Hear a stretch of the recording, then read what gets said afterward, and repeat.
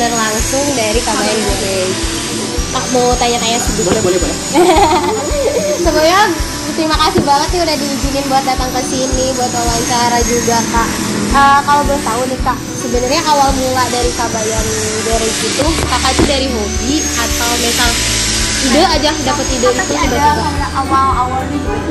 Jadi nggak itu usaha yang ketiga yang saya jalanin. Kalau secara usaha, Yang pertama itu Kakak apa? kalau yang pertama itu saya di kuliner. Itu saya buka warung soto sama mie ayam. Cuman nggak berhasil. Saya penikmat doang.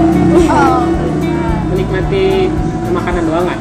Cuman prosesnya apanya saya tidak terlalu mengerti. Nah keduanya juga di makanan juga, di warteg juga sama ternyata. Saya tidak Bisa mendalami. bukan passion saya. Yang namanya passion itu kan kalian itu tidak pernah merasa rugi ketika menjalankan suatu bisnis. Itu namanya passion kalau menurut saya. Dari segi waktu, dari segi uang, mau rugi mau apa kita tetap berjalan. Itu namanya passion. Nah usaha itu bagusnya itu sesuai passion. Cuman untuk menemukan passion itu adanya di diri sendiri, bukan di orang lain. Bukan di orang lain. Kalian merasa nyaman, merasa nikmat menjalankan sesuatu itu diri kalian sendiri yang tahu. So, kalau motornya hobi, kalau motornya suka. Jadi kalau dulu itu lebih ke beli motor apa yang orang lain belum pernah beli saya beli. Kakak koleksi juga berarti ya dari? Lebih ke awalnya tuh suka dari ketidakadaan. Dari zaman Iya. kan orang lain kan selalu disupport dari dulu itu sama orang tuanya ya. Iya. Saya itu bukan tidak disupport sama orang tua, emang keadaan orang tuanya tidak seperti orang tua orang lain dari segi perekonomian. Jadi kalau saya pengen apa-apa itu harus dari sendiri.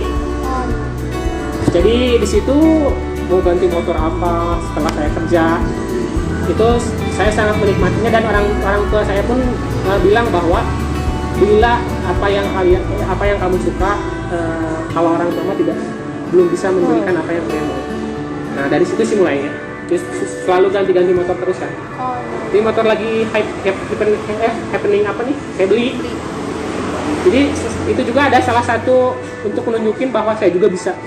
Dulu itu ya. Dulu itu pasti kayak gitu kan. Orang tuh bayangin aja ketika kalian tidak punya apa-apa, terus punya apa-apa kan. Ada kepuasan tersendiri. Nah di situ selalu ganti-ganti motor terus.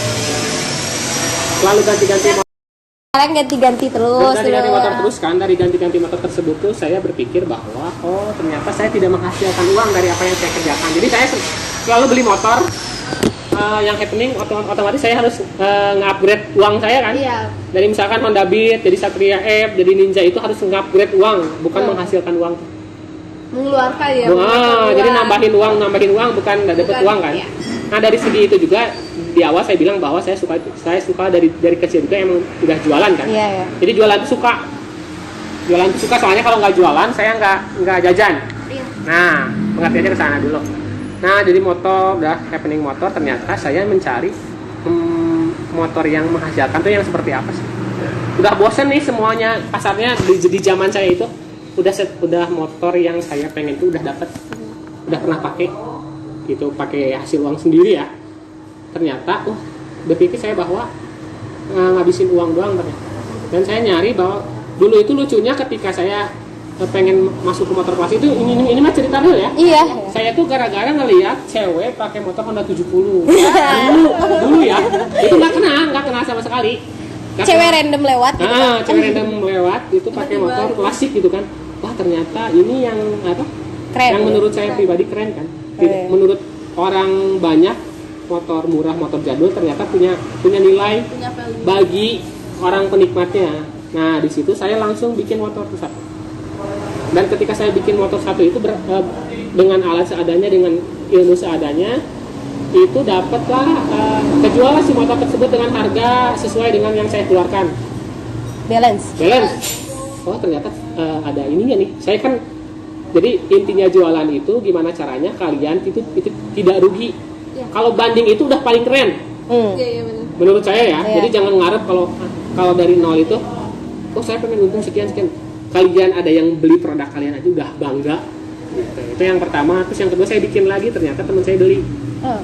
Oh ternyata ada penikmat dan penghobinya juga selain saya suka nih.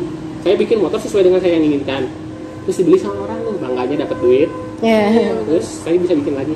Nah dari situ sih barulah menurut saya pribadi ini sesuai passion saya. Bukan usaha itu. Sambil kerja, sambil kuliah, bawa barang, balik kerja bawa barang segambreng di motor, saya jalanin beberapa tahun. Akhirnya pada 2017 saya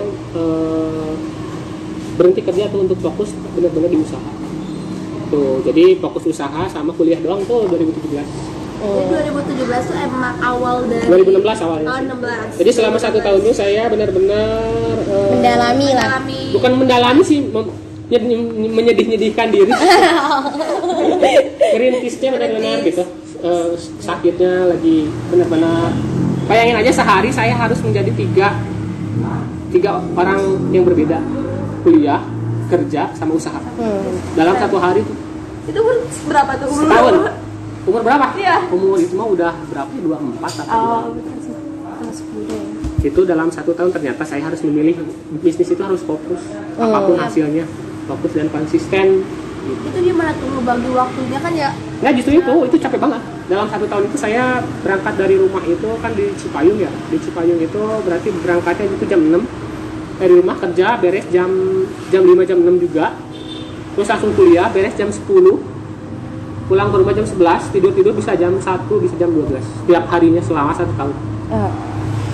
Itu selama 1 tahun tuh sendiri aja itu usaha? Apa Itu udah rekrut temen Oh, yang udah kerja, jadi buat jaga bengkel sama ngerjain bengkel. Cuman kan nggak ke kontrol. Nah, misalnya Kakak yang pertama kan kali kakak bilang ya, kalau pas buat motor kedua itu teman sendiri yang beli.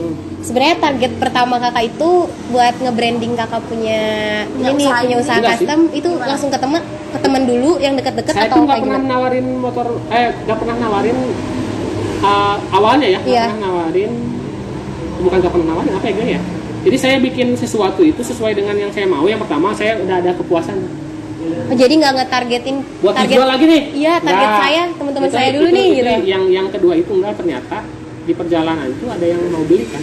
Oh, jadi pas lagi buatnya, lagi perjalanan Dan prosesnya. dan saya itu ngerasa senang juga. Saya dapat hobi motor sesuai dengan yang saya inginkan, terus motornya laku dijual.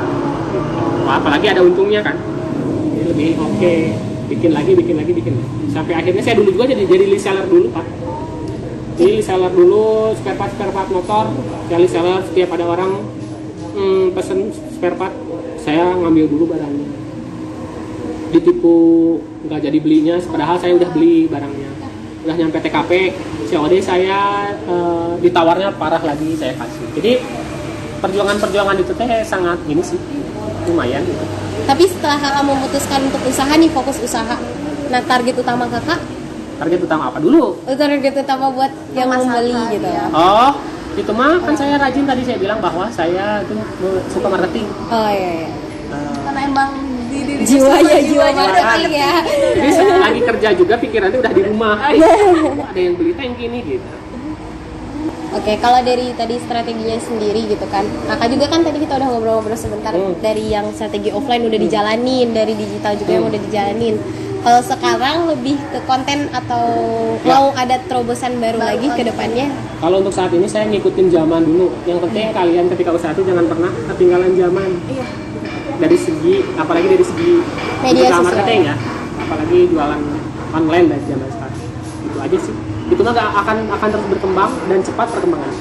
Kalau platform digitalnya sendiri nih, kalau kata kakak yang paling Efektif banget buat hype gitu loh buat Buat apa dulu? Kabayan Garage-nya, Oh, buat jadi memasarkannya kalau gitu. untuk ke branding perusahaan mah sekarang saya pakai TikTok TikTok dan kayak lebih Facebook. ini. Lebih memasyarakat luas gitu konteksnya. Kalau misalkan untuk nanti juga kan saya bilang tadi bahwa nanti juga konsumennya terpilih sesuai dengan uang mereka. Oh iya. Kalau TikTok kan kita tahu ya, Kak, ada algoritmanya, ada trennya gitu. Sebenarnya kalau kakak sendiri nih menghadapi perubahan tren sama algoritma dari TikTok tuh, Pokoknya kalian coba ilmu semaksimal mungkin, apa yang kalian tahu, kalian lakuin, nanti juga ketemu tuh feelnya ketemu juga jalurnya, ketemu juga caranya. Oh gitu. Jadi kita harus Cobain aja semua. cobain aja semua ya. Cobain aja semua.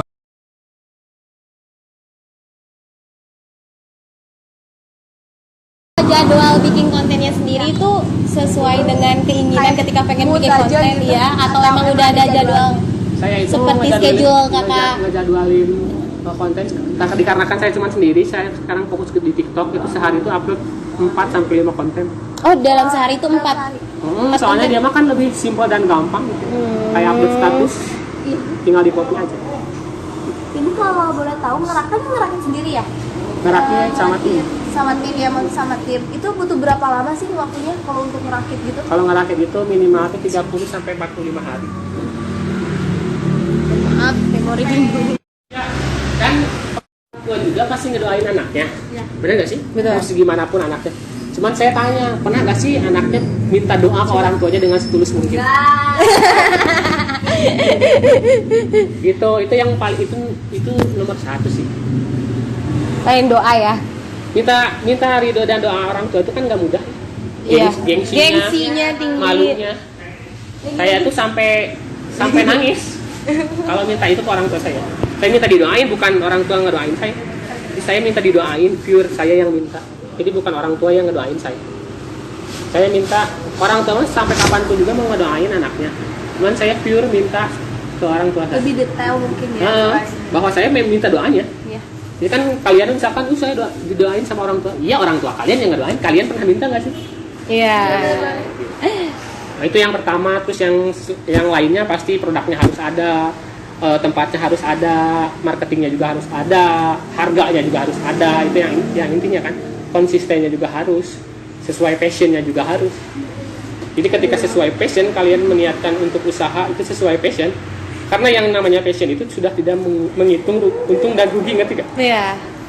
Nah, ketika ada keuntungan itu sangat bonus buat kalian.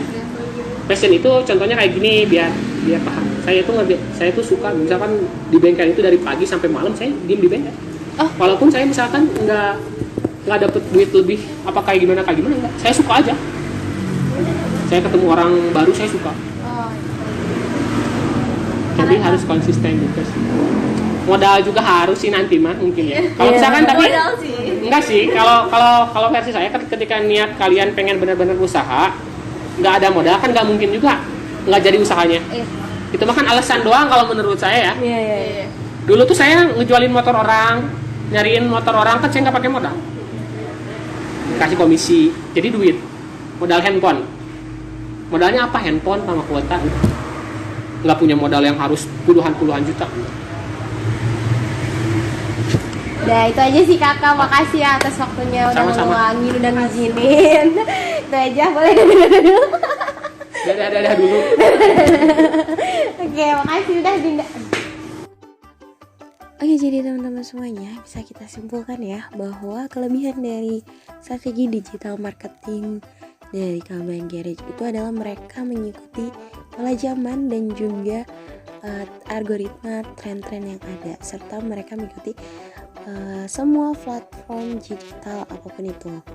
Jadi mereka tidak ketinggalan zaman. Tapi untuk kekurangannya adalah, atau mungkin saran aja ya, kalau kekurangan semuanya perfect bagi menurut saya. Nah, tapi untuk caranya aja lebih konsisten lagi, ningkatin view emang tidak semudah yang kita bayangkan, tapi ketika kita konsisten pasti kita akan mendapatkannya. Itu juga salah satu petuah dari Kak Dadan. Untuk Kabayan Garage, terima kasih. Untuk teman-teman yang sudah nonton, terima kasih. Thank you for watching. Bye bye.